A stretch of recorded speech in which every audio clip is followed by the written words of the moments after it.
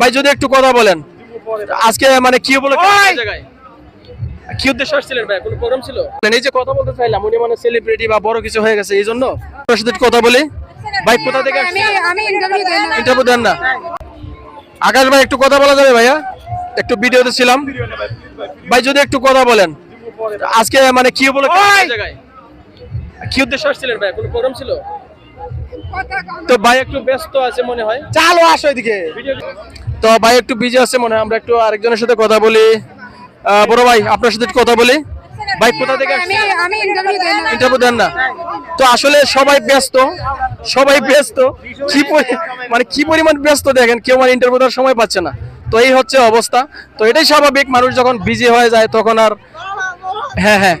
তো ভাই আপনার অনুভূতিটা একটু বলেন। এই যে কথা বলতে চাইলাম উনি মানে সেলিব্রিটি বা বড় কিছু হয়ে গেছে এই জন্য মানে কথা বলতে চাচ্ছেন না কেন?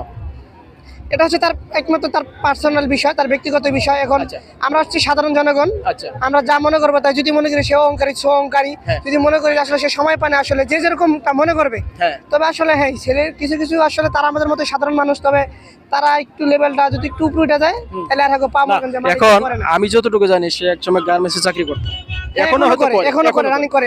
তো ফ্যাশন লিমিট। আসলে কাউকে পাত্তা দেওয়া ঠিক না। বিষয়টা কি এরকম মানে উপরে ওঠার পরে এটা আছে যার যার ব্যক্তিগত বিষয়, বাট কাউকে ছোট করে কথা বলা কারোর রাইট নেই। না না, তারপরেও আমার মনে হয় যে কেউ যদি আপনার সাথে কথা বলতে চায় 2-1 মিনিট বলা দরকার।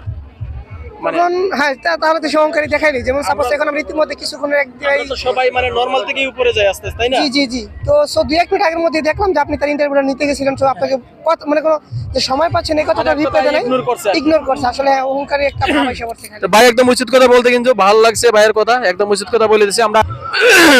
ভিডিও করো। দেখতে পাচ্ছেন পরিচিত মুখ, অত্যন্ত পরিচিত মুখ। ওনারা কিন্তু টিকটক কাঁপায় বা ফেসবুক কাঁপায় বলা যায়। ওনারা কিন্তু বাংলাদেশের সবাই চিনে, মোটামুটি পরিচিত মুখ। আজকে রিভারভিউ পার্কে এসেছেন টিকটক করার জন্য।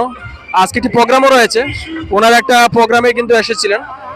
প্রোগ্রাম উপলক্ষে কিন্তু ওনারা এখানে আসছেন রিভারভিউ পার্কে। তো যাই হোক।